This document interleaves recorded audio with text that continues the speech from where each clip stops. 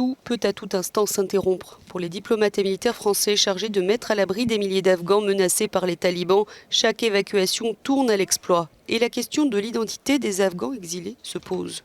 Depuis la base aérienne 104 d'Al Dafra, à 30 km d'Abu Dhabi, où l'armée de l'air française a mis en place un pont aérien depuis Kaboul, le chef de la diplomatie française, Jean-Yves Le Drian, est allé à la rencontre d'exilés juste débarqués.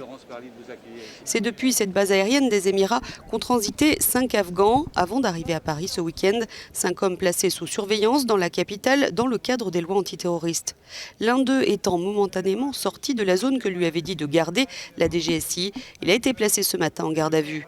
Face à la polémique dans l'Hexagone, le ministre français de l'Intérieur a dû monter au créneau.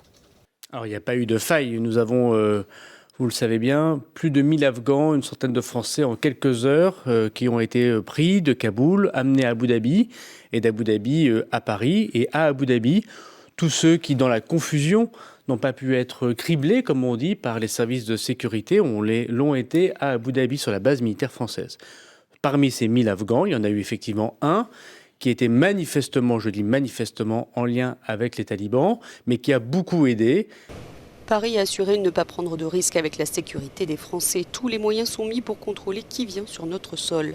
La question de l'identité du parcours de certains Afghans est un sujet de préoccupation générale en Europe.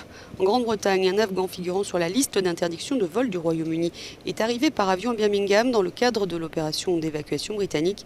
Mais pour le ministre de la Défense, Ben Wallace, le système fonctionne, il y a eu alerte.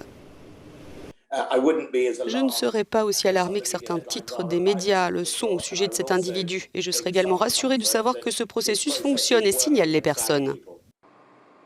Jusqu'ici, plus de 50 000 personnes ont été exfiltrées d'Afghanistan. La France, l'Allemagne, l'Espagne réclament encore ce matin plus de temps pour évacuer ceux qui doivent l'être. Les heures qui restent jusqu'au 31 août, date à laquelle Washington a prévu d'achever son retrait d'Afghanistan, ne suffiront pas.